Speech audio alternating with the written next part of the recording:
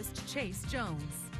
Well, pretty steady cloud cover all day and some pretty steady winds out of the north now. It kept it cold around lunchtime and then the temperatures kept dropping as a result. Now saw a few flurries out there during the break, but as these colder temperatures continue to make their way in, make sure you layer up if you have to go outside. By tomorrow, still below freezing somewhere in those upper 20s, and take a good look at what happened over the last 24 hours, leveling out in those 50s. Then again, around lunchtime, dropping 11 degrees with those stronger northerly winds that are still going. And as we level out in those 20s, we're going to drop about 10 more degrees. Now we're going for that record low at around 11 degrees. That's where I'm clocking it at. And the record is in 1936 at 12 degrees, 22 in San Angelo. Everybody else finally in the 20s with us across the entire region. Shades of purple everywhere across the entire Concho Valley. 18 degrees in Sterling City, 26 down there in Junction. Looking like 8 degrees across the entire region.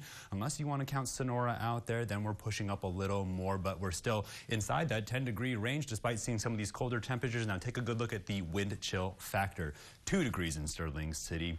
16 down there in Junction. Just stay inside. 8 here in San Angelo.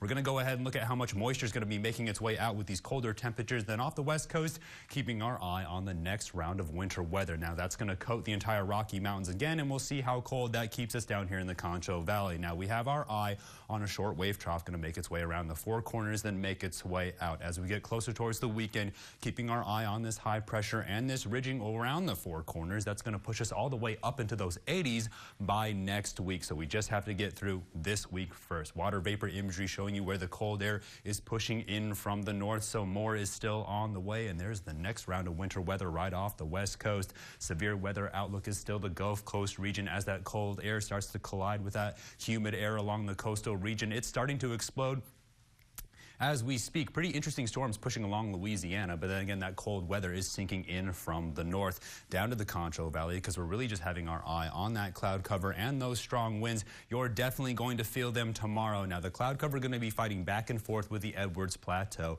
as we continue to watch these frigid temperatures gradually warm back up over the next couple of days. Now, we really have our eyes on those temperatures as we make our way through the rest of the evening and tomorrow morning, when it's expected to be the coldest, somewhere around 12 degrees. Then we're just going to warm right back up into those 20s. So it is going to get warm quickly, but it's not going to be that warm. So we really are just tracking how quickly we are going to warm up. Tonight, 10 more degrees to go down into those almost single digits. Then tomorrow up into those 20s. I would say a good run, but it's just going to be cold out there. So bundle up as you continue to make your way back and forth, making sure first responders can get to those emergencies as we continue to make our way towards the weekend. At least we're on the warm up and rounding the corner for the last week in February, as we could push all the way up into those 80s by Monday and Tuesday, while those overnight lows finally push up from those freezing levels into those upper 40s. Stay tuned. More for the break. You're watching KSAN News at 10.